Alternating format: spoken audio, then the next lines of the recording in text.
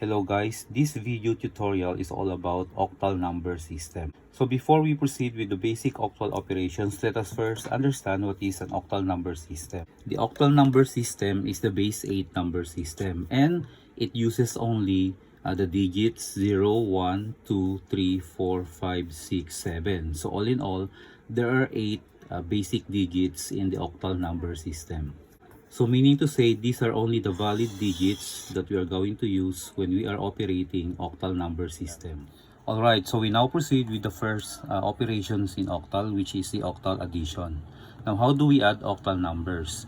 Say for example, you are given the numbers 7, 6, that is in octal, plus 7.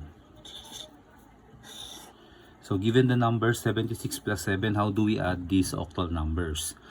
So first, let us check if the given numbers are valid octal numbers. So 76 is valid and 7 is valid since they fall under the range between 0 to 7. To add octal numbers, we start operating at the last digits of the given number. So we have here 6 plus 7. So 6 plus 7 is 13. So 13 here is an invalid octal number because it doesn't fall under the range 0 to 7. So what we're going to do is we subtract 8 from 13.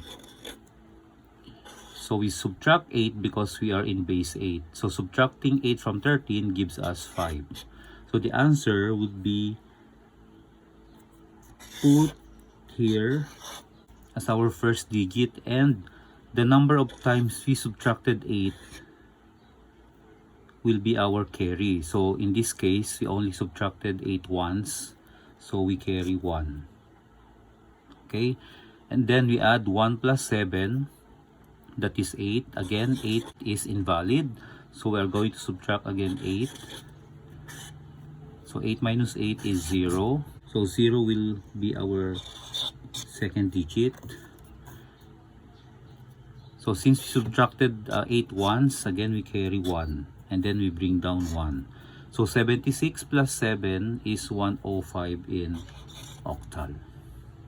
So let's have another example of an octal numbers. This time we will have 2 digits by 2 digits.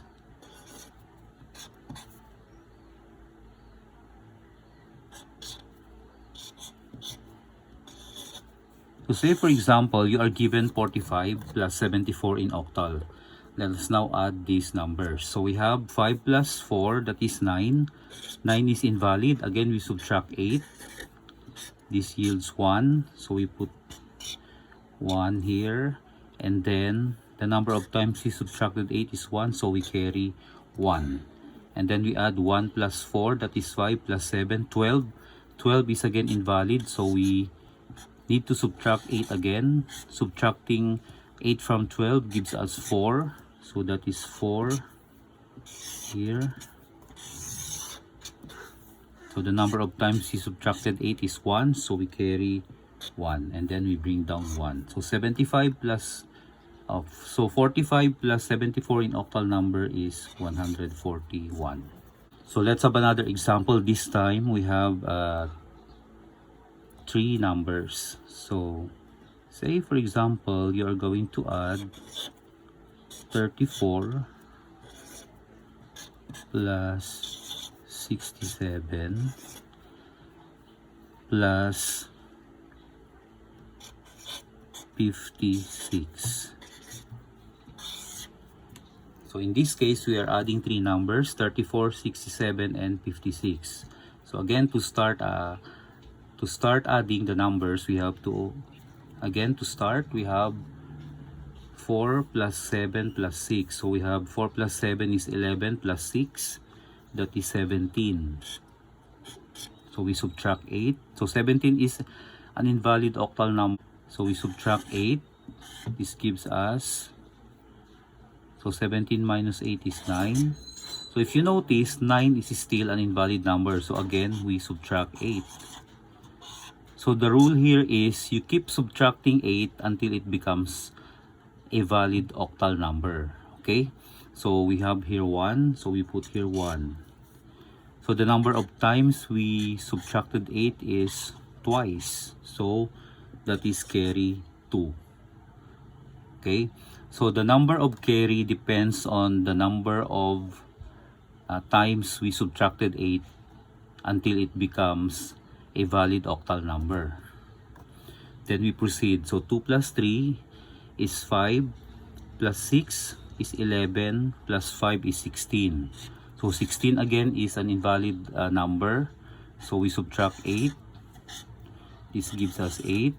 Again, 8 is an invalid octal number. Again, we subtract 8. So that gives us 0. So we put here 0. So the number of times we subtracted 8 is twice. So we carry 2. And then we bring down 2. So the answer is 201. 457 plus 632. So to add these octal numbers, we start by adding 7 plus 2. So 7 plus 2 is 9. 9 is an invalid number. So we subtract 8. This gives us 1. So we put here 1. The number of times we subtracted 8 is 1. So we carry 1. Then we proceed. 1 plus 5 is 6 plus 3. Again 9.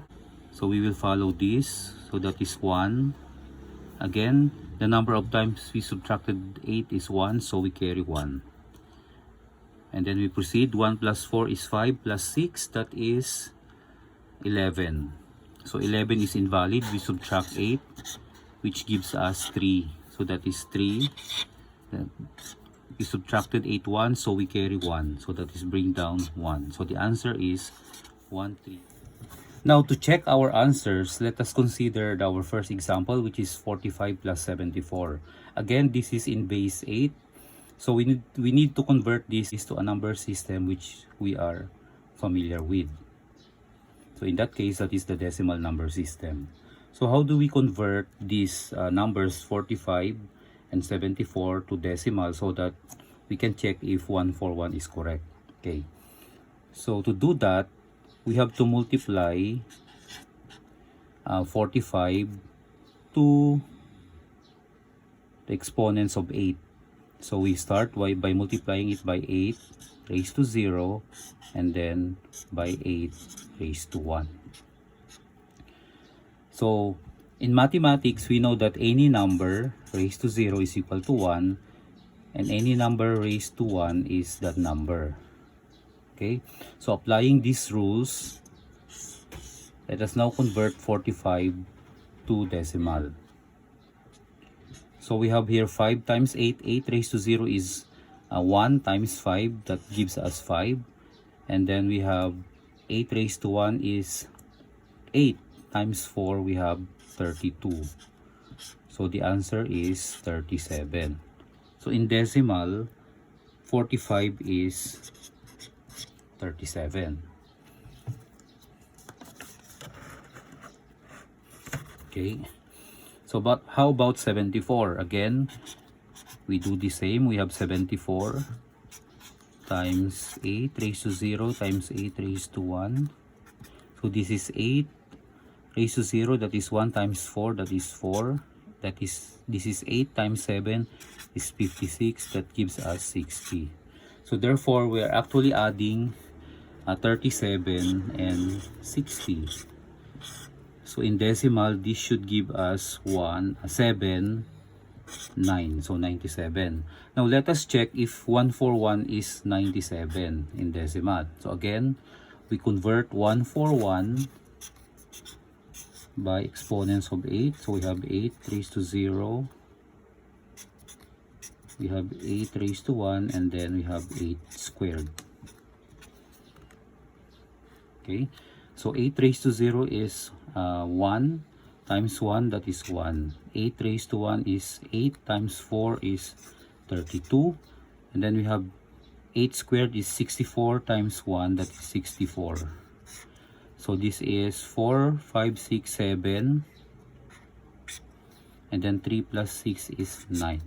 So this is 97. That means our answer is Correct.